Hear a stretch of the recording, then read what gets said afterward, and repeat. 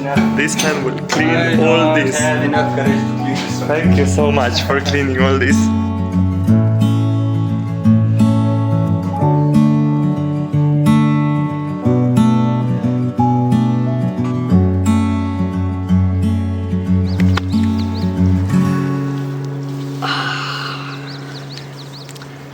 Good morning.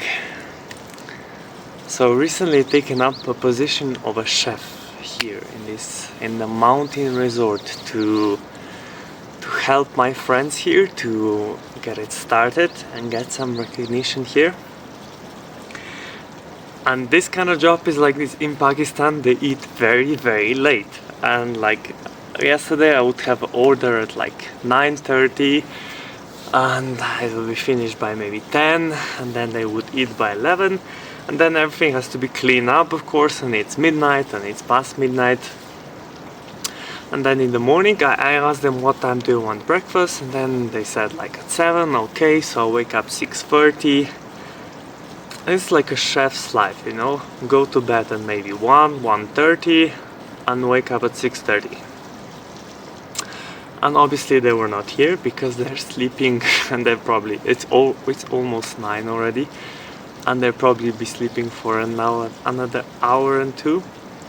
So it's just, yeah, and I woke up at the right time. I baked the bread and everything, you know. So I thought to myself, why am I even doing this, you know? Am I gaining anything from this? Not really. Of course I want to help my friends, but do I want to help them so badly? So I was cursing everything a little bit, a lot. And then, I make myself breakfast because there was nobody here. Okay, just me in the kitchen. 7.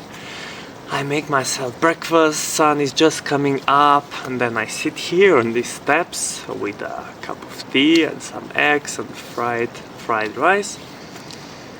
And then I look around, and then I see. Let me show you. I thought to myself, maybe not all is so bad.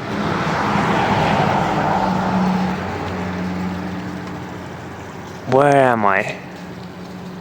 I'm in this fantastic, beautiful place.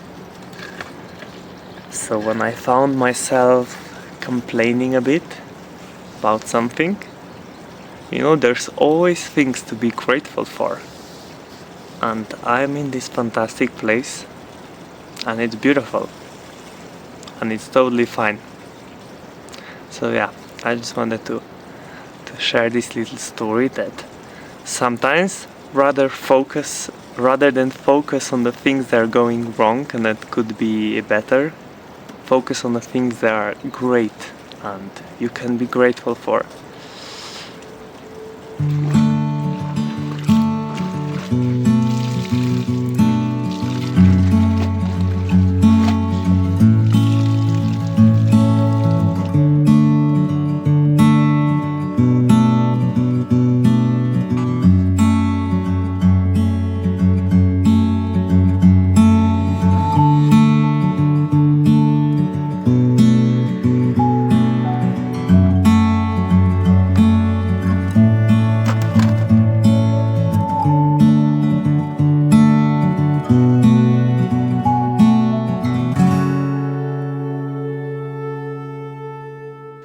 It's Monday morning right now, and yesterday we had such a busy house. It was 25 people, and there's supposed to be only 6, but because these people are rich and they don't really care, they just like do whatever they want, and then they just come with all of their friends and family like the last minute, and nobody told us, and then we have to prepare food for 25 people on the last minute.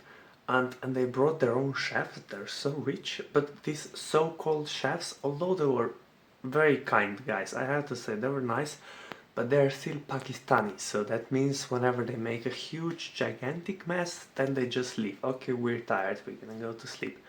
So me and my guys were cleaning that up until like 2 in the morning, and then they said they're gonna finish it up, but apparently they're making too much noise, and then so the kitchen Shit. The kitchen is probably still a mess. Let's go check it out together.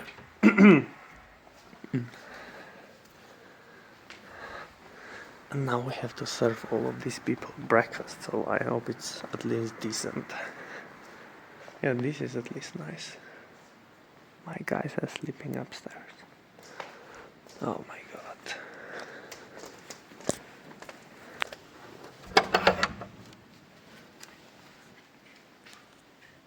No, man. No.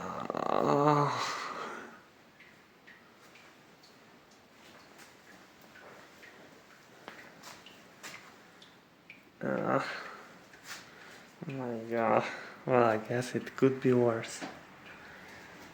In Pakistan, alcohol is haram, by the way. Okay, well, I better stop complaining and get back to work, I suppose. It's not gonna clean by itself. Look at the mountains, man. It's all worth it for this place. This is my view when I wake up every day. And there's another one here.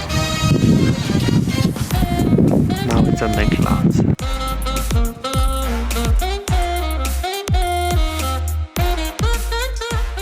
We went to bed very late because we had guests and we had to clean everything. And it was about 3 when we went to bed. So this morning, Dadali jokingly asked me, "Did you do your workout today?" Because I do every other day my workout, 600 push-ups. And I said, "No, I didn't." Because I was really tired and I didn't sleep much. And then he was like, "Oh, good, you're becoming Pakistani." And this was the exact thing that I needed to hear. So now I'm in the middle of my workout. So I have 6 times 3, so 180 push-ups left, and yeah. But yeah, there's no way I'm becoming a Pakistani. Done.